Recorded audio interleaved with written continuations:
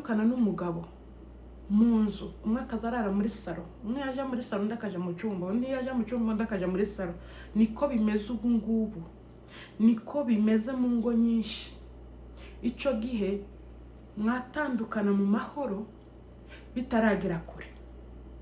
Umugore yageze ahantu ho gusohoka, narababwiye, umugore yasohotse iyo aciye inyuma umugabo anaenda mazima.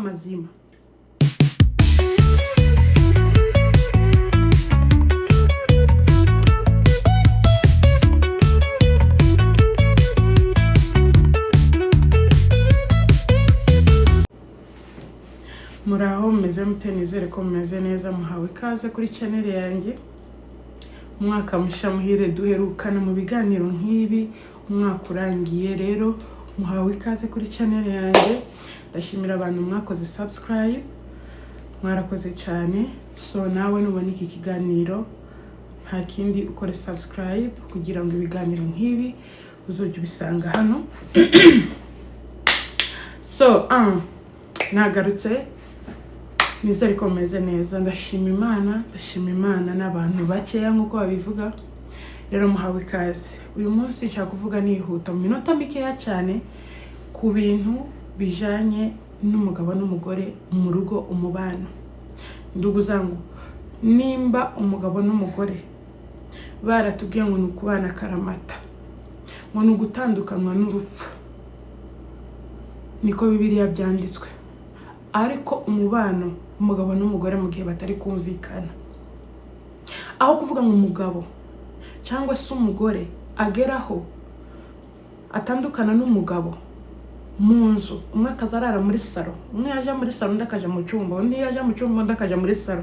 Niko bimeze ubu ngubu, niko bimeze mu ngo nyinshi. Ico gihe mwatandukana mu mahoro bitaragera kure.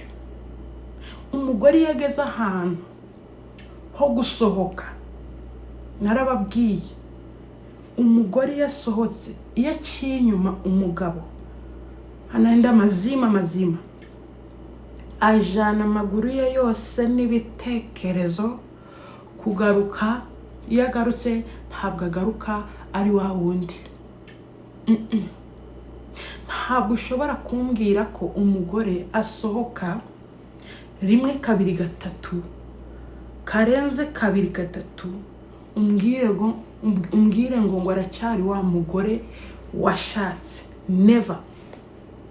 Wa mugabo we nubona umugore wawe yaguciye inyuma, umugore arasohoka akamara amasaha, akarenza amasaha yo kujya mu mugore wo mu nzu, umugore wo mu rugo, ukabireka ukagira ngo ni ibintu bisanzwe. Ejo azagukorera ikintu gikomeye. Umugore nimba ari ikintu cya mbere muziho cyangwa se twiyiziho, nanjye ndubatse, umugore azinukwa nabi.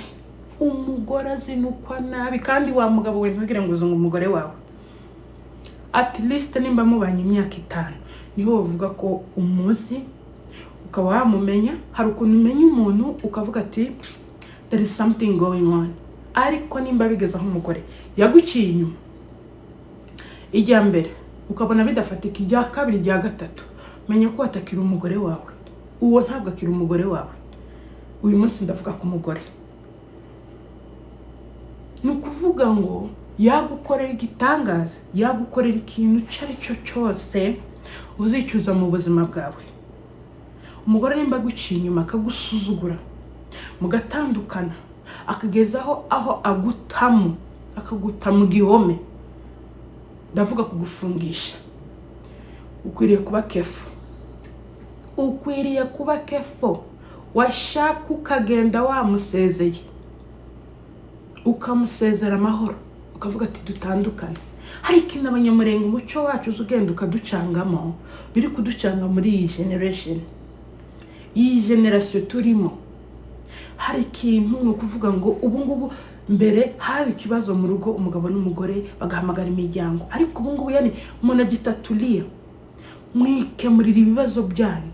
Kandi noneho byarenga inkombe ugasanga nta n'agaciro bari kubiha kuvuga ngo babe bakwicaza umuryango w'umugabo se, umuryango w'aho umukobwa avuka cyangwa se aho umugore avuka, ugasanga bo bonyine ibibazo bibaye ibibazo, bikageraho abantu bagwanira mu nzu, bikageraho bamwe bari kwicana, inzigo iragenda ikaba inzigo.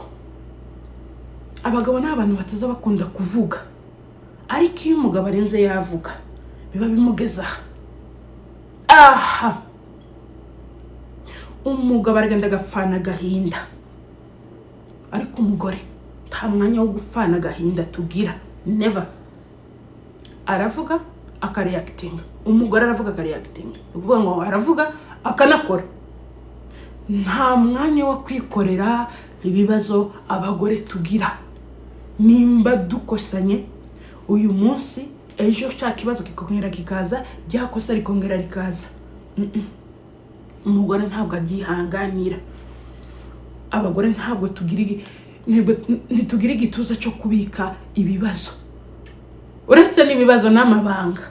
Iyo ubikishije umugore amabanga, sometimes arayamena akashira hanze. Reba noneho ibyo bibazo, akabwira inshuti, reba noneho ibibazo biri hagati yanyu mwembi, ngo ikibazo kiraje, noneho at least icyo kibazo kijanye no gucana inyuma. Ibyo bintu ni hatari, ni hatari. Nimba umugabo we uri kunumva none ahangaha, umugore wawe ukamenya neza ko yaguciye inyuma. Uko ko abagore ntibakunda gucana inyuma cyane, ariko baca inyuma nabo kuko bambaye umubiri. Ukamenya ko byabaye rimwe, bikaba kabiri. Umugore ni wa mugore urinjira akakureba nk'ikimbwi hasi. Umugore uja muri salo akaja mu cyumba, waje mu cyumba akaja muri salo, ukamenya neza ko mufitanye ibibazo. Ukwezi kukaza kwa kabiri kwa gatatu, menya ko ushaka kwikuraho ubuzima, menya ko ushaka ikibazo gikomeye. Ni ukuvuga ngo umugore yageraho agufungisha, umugore yageraho agufungisha, biba bimaze igihe. Yaba ari ufite ikosa, yaba ari wowe ufite ikosa. Ni ukuvuga ngo nimba ngukoreye ikosa ndi umugore wawe, kubera ko udashobora kukuvuga ati I'm done. Nimba umugabo wawe ukoreye ikosa, kubera ko utavuga ngo I'm done, mu gihe uri kubona ibintu bitari guhura, nubwo mwaba mufitanye abana, yani muhacane wazima, mutandukane neza. Nimba mwicaye ukabona ntiwihangana icyo kibazo yaguciye inyuma cyangwa se n'ikindi, icyo nicyo gikomeye mu rugo. Ibindi byose biza nyuma, kubera ko udashobora kuvuga ngo dutandukane mu mahoro, aho kuvuga ngo umwe aje gukura umwe, aje kumuvutsa ubuzima, umwe aje kuvutsa undi ubuzima. Ubuzima burahenze, ubuzima tukwiye kubuha agaciro. Ni ukuvuga ngo umuco wacu wa kinyamurenge ni ikintu kigoye cyane. Ako kantu ko kuvuga ngo ni ugutandukana n'urupfu n'abandi bakagenderaho, ariko mu gihe bitakunze, mutandukane mukore icyo bita co-parent, murera abana gusa. Ni ukuvuga abantu mwahuye mukuze, umwe yakuriye mu muryango umwe, undi akurira mu wundi muryango, mwabana umwe. Iki kinyejana turimo, murahuye nyuma y'umwaka 2, 2, 3, 4 nishaka 10, ukabona ari ibintu bitari guhura. Mutandukana no kuvuga ngo umugore aje gufungisha umugabo, n'umugabo abe yakwica umugore cyangwa se akaba yamugirira ikindi kintu kibi. Mutandukane, kandi mutandukane mu mahoro. Apana kureba ngo baravuga gute, apana kureba kiza amagara yawe.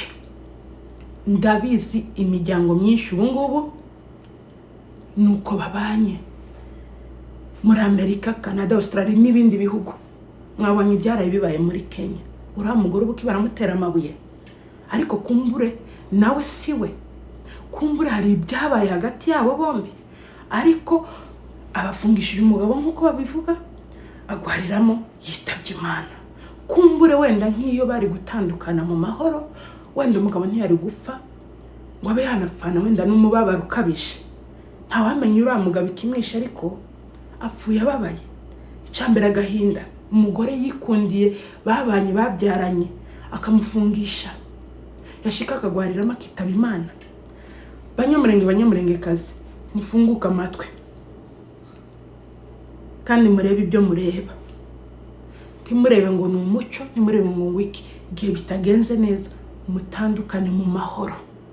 Mutandukane mu mahoro. Imiryango yaricaye bikanga, namwe mukabona biri kwanga. Umuntu agakorera ikosa mugenzi we akanga kuryakira. Mutandukane, ntukicwe n'agahinda k'umuntu mwahuye mukuze mwese. Ntabwo ndi kuvuga mutandukane, ariko mu gihe bidakunze muhacane wazima. Nyamboneka, murakoze cyane. Nimba ko mufitanye ikibazo n'umugabo wawe,